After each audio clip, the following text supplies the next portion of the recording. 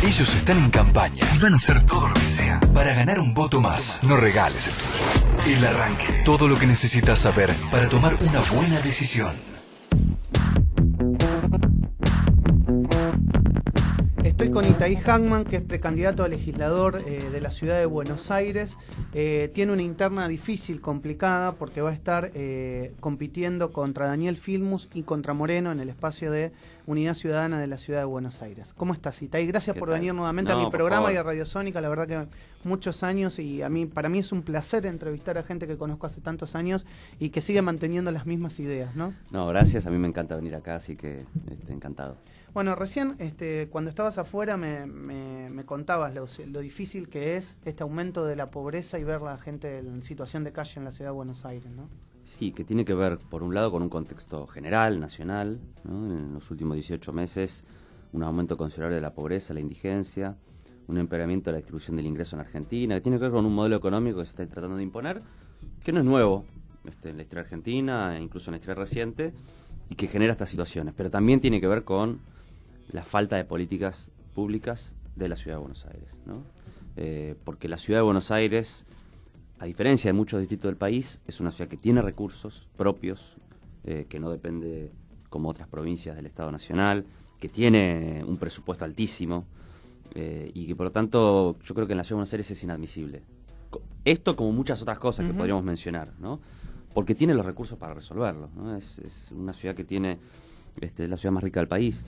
Sí, el otro día escuchaba un dato que uno cuando lo ve así fríamente parece alarmante. Creo que lo dijo Lustó, que también está en la campaña, que la ciudad de Buenos Aires tenía algo así como 8 millones de pesos por manzana. Claro. Para que nos demos cuenta del presupuesto que estamos hablando, ¿no? Cada habitante de la ciudad de Buenos Aires tendría 8 millones para gastar en su manzana en lo que crea conveniente, para que nos demos cuenta del volumen de presupuesto del cual hablamos. Así es, y la otra cuenta que podrías hacer es que una manzana de la ciudad de Buenos Aires tiene más presupuesto, a lo mejor un barrio de la ciudad de Buenos Aires tiene más presupuesto que un municipio de la provincia. Claro. ¿No? Es decir, entonces, por eso uno tiene que, cuando exige calidad de vida o calidad de los servicios públicos o inversión del Estado, lo tiene que hacer en función de los recursos disponibles. Porque si no nos creemos esta idea de que la ciudad está bien, porque efectivamente vos comparás la ciudad de Buenos Aires con muchos lugares y te vas a decir, bueno, está mejor, las calles están mejor, está bien, pero en relación a lo que la ciudad podría ser si empleara esos recursos, estamos muy retrasados, ¿no? Es decir, acá tenemos aparte 10 años de gestión de un mismo gobierno, acá no hay un gobierno nuevo, además de que la Reta, esta es la tercera gestión de la Reta, porque vamos a decir la verdad, los 8 años que gobernó Macri, el que gobernaba era la Reta, ¿no? Se notaba en ese momento y ahora creo que se nota más todavía. Ahora se le nota más en la nación que necesita un jefe de gabinete como la Reta, exacto, ¿no? O sea que estamos frente a la tercera gestión de la Reta. Pero nos estamos riendo, pero realmente es así, ¿eh? Estoy seguro, no me cabe la menor duda que era así.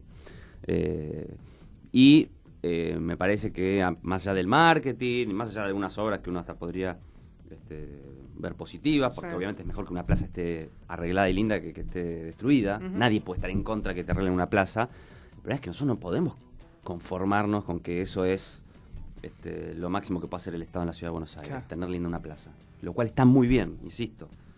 Pero esa no es para lo que está el Estado de la ciudad. Sí, el déficit habitacional que hay, justamente, hemos hablado en muchas oportunidades del sistema de la vivienda de la ciudad. Recuerdo haberlo hablado hace muchos años, e inclusive contigo. Sí. Y la verdad que hay un déficit habitacional muy grande y que no se ven miras de resolverlo porque la ciudad no hace viviendas. No, y además, no solo eso, sino que va empeorando.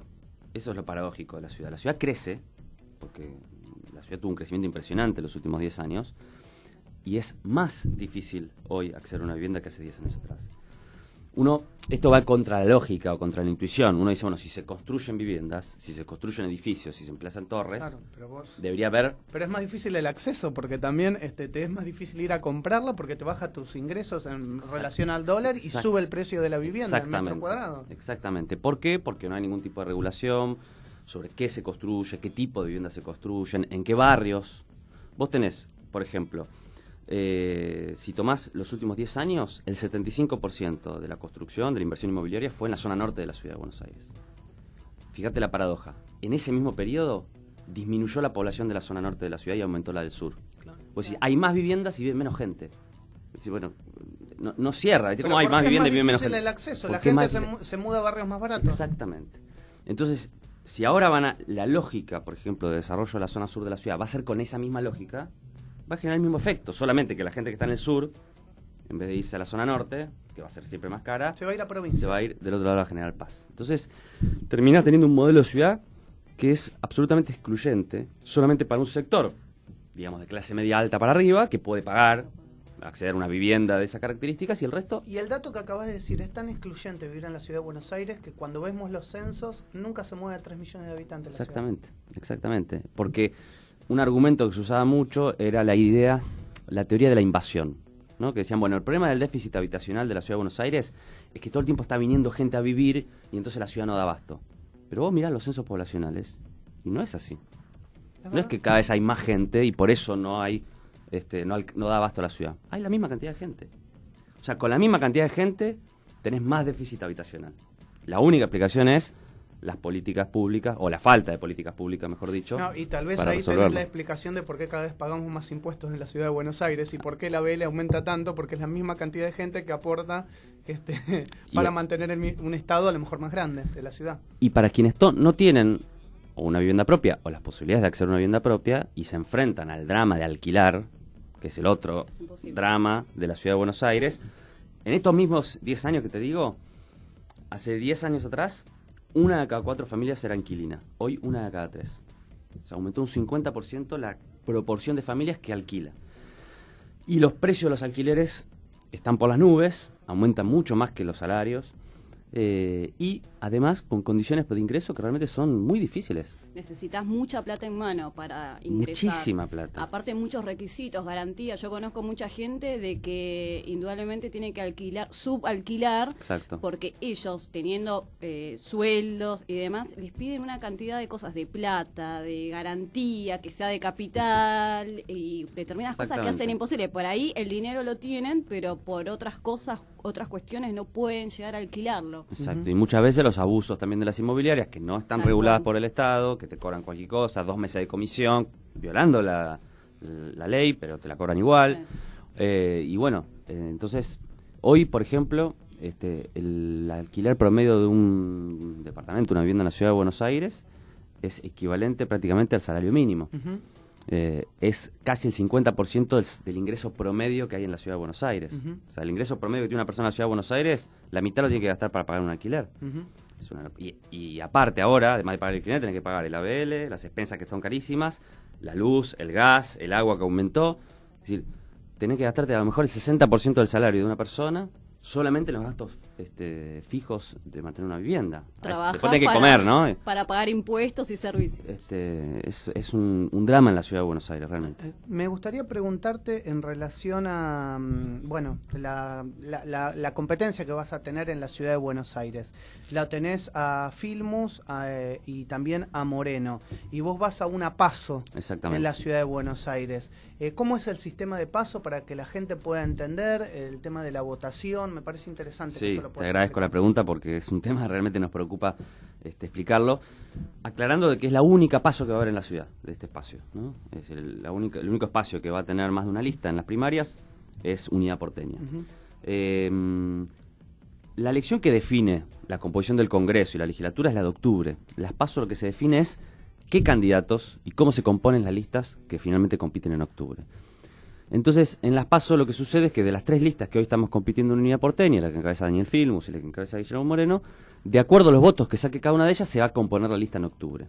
¿Por qué nosotros participamos de Unidad Porteña? Porque creemos que es muy importante que en la Ciudad de Buenos Aires haya una alternativa al PRO y a Cambiemos. En nuestra opinión, Lustó y Carrió son parte del mismo espacio de Cambiemos. De hecho, Lustó lo ha aclarado reiteradamente en las últimas semanas.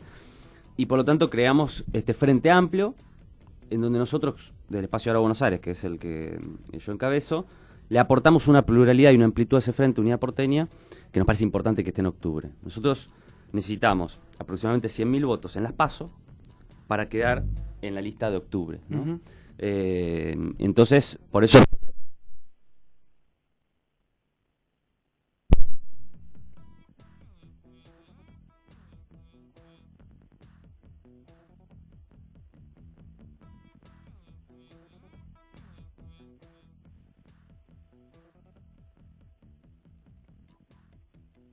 votando a una, o la que va a ganar, claro, no va a quedar el, exactamente, no va a quedar el no es segundo así. o el tercero. Se integran las listas y por eso, incluso al revés, cuanto más integración haya de las otras listas en la lista final, mejor le va a ir a la lista en octubre. Perfecto. Si queda solamente una, seguramente, entonces hasta es la mejor manera de ayudar a este frente es votando a las listas que le damos justamente esa amplitud. ¿Cuál es la diferencia que tiene tu lista de los otros candidatos que compiten?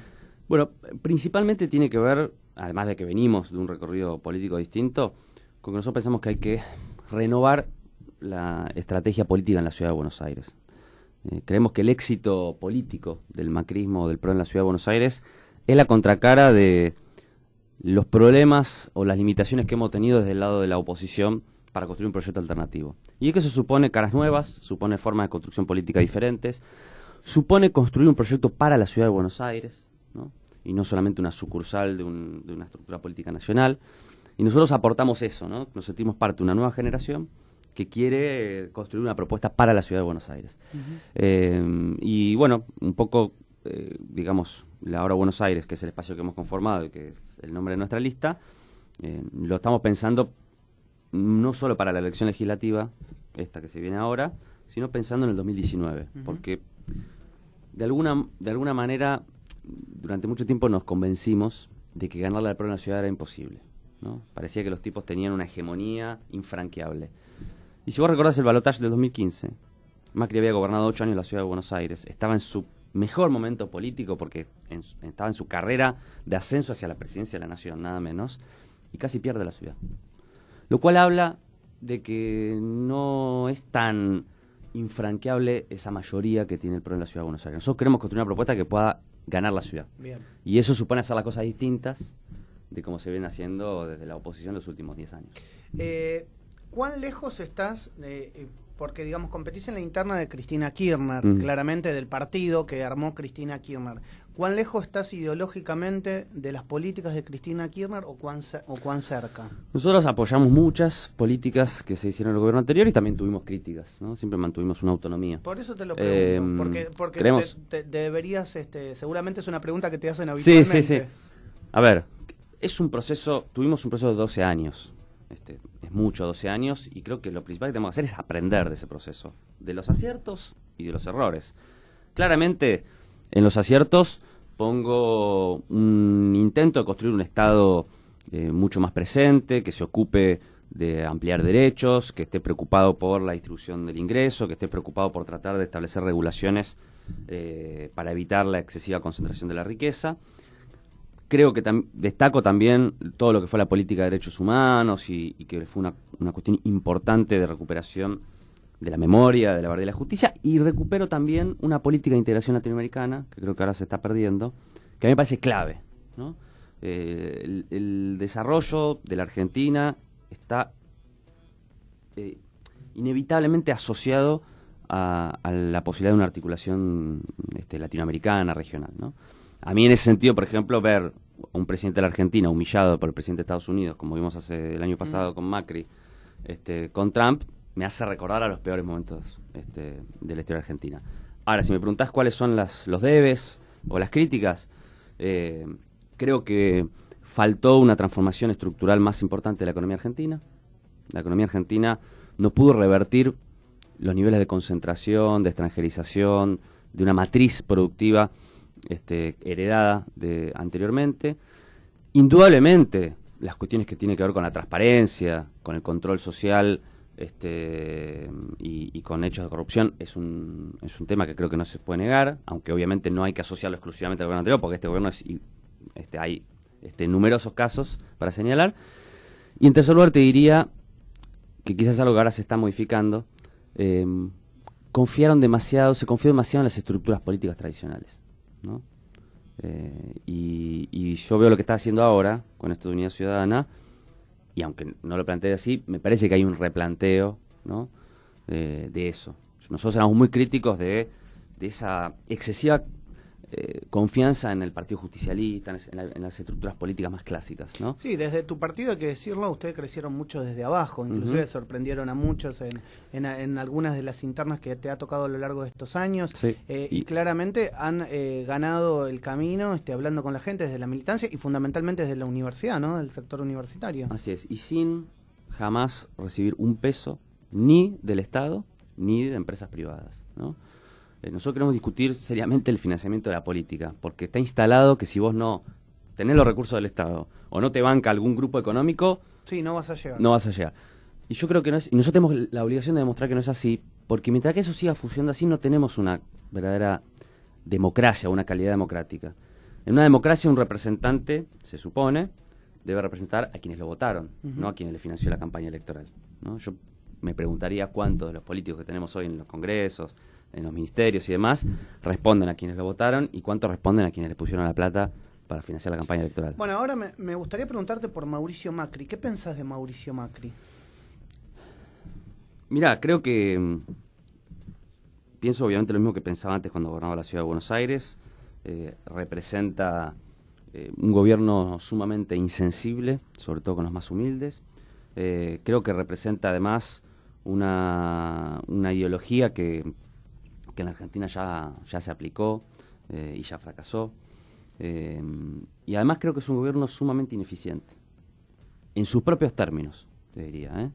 Yo estoy en las antípodas ideológicas de Macri, pero veo que sacan un bono a 100 años, con el único objetivo, ellos que son expertos en finanzas, ¿no? Porque tienen a los mejores, claro. Vienen CEOs de los principales bancos, sacan un bono a 100 años para que una calificadora de riesgo le suba la nota y fracasa, no se la sube. Es decir, bueno, o sea, ni siquiera en sus propios términos neoliberales hacen bien las cosas. Digo, ¿no? Ya no pido que hagan las cosas que yo haría o que yo planteo. Sí, porque ideológicamente claramente no van a pensar Pero ni igual siquiera que vos, en no hubieses pedido un bono hace Claro. un año. Pero digo, ni en sus propios términos lo logran. Es una cosa, y luego, entonces creo que Mauricio Macri representa una suerte de reedición de un viejo proyecto político argentino que fue muy fuerte de la dictadura militar para acá, y que tiene que ver con ese modelo de desarrollo centrado en los sectores más concentrados de la economía, con una gran insensibilidad social y un desprecio, creo, sobre todo al pueblo en general, a los trabajadores. Obviamente no tengo ninguna expectativa en este gobierno, aunque obviamente respeto el voto popular. Pero creo que ya se está empezando a ver que muchas de las promesas y el marketing electoral del macrismo tenía poco que ver con lo que venía a plantear la realidad. Hay una cuestión muy importante que se viene ahora, a partir de lo que pasó en Brasil, que se está discutiendo. ¿Por qué son tan importantes estas elecciones legislativas, en mi opinión? Porque si el gobierno gana estas elecciones, ellos mismos lo han dicho, no van a seguir en el camino que venían ahora. Ya fue bastante duro. Lo van a profundizar. Lo van a profundizar. Ellos mismos dicen, si vos escuchás hoy a los economistas más liberales o de derecha, critican al gobierno no por el ajuste que hizo, sino por haber hecho un ajuste demasiado blando. Exacto. Entonces, si ellos ganan las elecciones en octubre, se va a venir algo muy fuerte. En Brasil se acaba de aprobar una reforma laboral insólita, que retrotrae los derechos laborales no a la década de los 90, a la década del 40. No, cuando y se además, establecieron el gobierno de Getúlio Vargas. A consecuencia de lo que vos decís, hay una concatenación de hechos en relación a cómo se para el Ministerio de Trabajo frente a los conflictos laborales. Bueno, lo de PepsiCo. Las cámaras laborales en los fallos que va sacando, los jueces de primera instancia. Hay una concatenación de hechos que uno dice, bueno, hay un cambio de época en relación a lo que se piensa del trabajador. Es así. Así es. Y ellos además, el eje de su programa es ir por los derechos laborales. Por el salario y por los derechos laborales. Y la otra Argentina demuestra, y por eso me preocupa mucho discutirlo, que cuando se aplicaron esas políticas siempre el argumento fue, si hacemos esto se va a crear más trabajo. Porque Sí. el problema ahora es que el costo laboral es muy alto, hay demasiados derechos laborales, los sindicatos son un factor distorsivo, entonces tenemos que desregular, flexibilizar, se decía en la década de los 90, ¿no? La flexibilización laboral, y eso va a generar más trabajo. Si vos mirás la década de los 90, hubo 15 desregulaciones, entre leyes y decretos de flexibilización laboral, 15. No paró de aumentar el desempleo durante toda la década de los 90. Terminamos con 25 en el 2001. O sea, es falso la idea de que el empleo depende de la regulación del Estado. El empleo depende del modelo económico. No depende de si la ley es más flexible o menos flexible. A lo que sirve la flexibilización laboral es a bajar el costo laboral de las empresas. Por eso menciono lo de Brasil. En Brasil ahora los empresarios pueden, por ejemplo, hacer acuerdos por empresa. O sea, no hay más convenios colectivos de trabajo. Cada empresa negocia con sus trabajadores los sueldos. Imagínate un trabajador que tiene que negociar no su sindicato con la Cámara Empresarial, sino el trabajador de la empresa con su patrón, las condiciones que tiene para poder imponer determinadas condiciones de trabajo. Bueno, Itay, la verdad que te agradezco por estos minutos, por estas explicaciones, me parecen por demás interesantes. Podríamos seguir hablando horas en relación a lo que está pasando. ¿Qué sería lo primero que presentarías en la legislatura si tuvieses la posibilidad de ingresar? Bueno, primero nosotros planteamos la necesidad de una inversión muy fuerte en la zona sur, pero distinta a la que propone el gobierno, fundamentalmente de hospitales y escuelas. Bien. Hay que terminar con la desigualdad en educación y salud entre el sur y el norte. Ley en defensa de los inquilinos, regulación de las condiciones de alquileres, claramente es un tema que nos preocupa muchísimo. Y después, bueno, una serie de propuestas que tienen que ver con la agenda del Ni Una Menos, el movimiento de mujeres, que venimos trabajando muy fuerte, de los centros culturales, pero claramente el tema de la desigualdad norte-sur y el acceso a la vivienda son los dos temas que más nos preocupan. Es terrible lo que está pasando con los centros culturales con la llegada de las facturas, ¿no? Y sí. Es muy complicado. A las pymes en general, los comercios, pero a los centros culturales, bueno, acá nosotros lo podemos decir por lo que pasa acá en la radio, la verdad que ha sido exponencial los aumentos en luz que han venido. Sí, es realmente, y aparte, con el agravante de que eso pues tiene un efecto multiplicador. Claro. ¿No? En los comercios es muy claro esto, es decir, no es solamente cómo afecta al comerciante. El comerciante le aumentan la luz y el gas, después por lo tanto aumenta más los precios y afecta al conjunto de los vecinos y del barrio. Sí, sí. Se ha hecho realmente, después de cuando un gobierno, uno se puede equivocar, 1, 2, 3 veces. Cuando te equivocas todo el tiempo, sistemáticamente, ya uno tiene derecho a sospechar que no es un error. Entonces, lo que ha hecho con el tarifazo, así como lo han hecho con las pensiones de discapacidad, y con un montón de medidas que podemos mencionar, evidentemente habla de una gran insensibilidad social. Es gente además que tiene sentido, porque es gente que probablemente ni mira cuánto le llega de luz. No, es gente que nunca se toma un colectivo, un subte, que no le importa cuánto paga de luz, porque estamos gobernados por gente que los problemas que tiene el 95% de la población, la gente común, ellos no lo tienen ni lo tuvieron. Bueno, eso nos tiene que hacer replantear si queremos que sigan gobernando gente con ese nivel de insensibilidad social. Bueno, y te agradezco por haber vuelto al arranque Radiosónica, seguramente, pasada las PASO, que seguramente te va a ir bien, nos volveremos a encontrar. Gracias a ustedes. Forma parte activa del arranque. Conectate con Maximiliano Lecchi en Twitter, @MaxiLecchi, en Facebook, Maxi Lecchi. El arranque. El protagonista sos vos.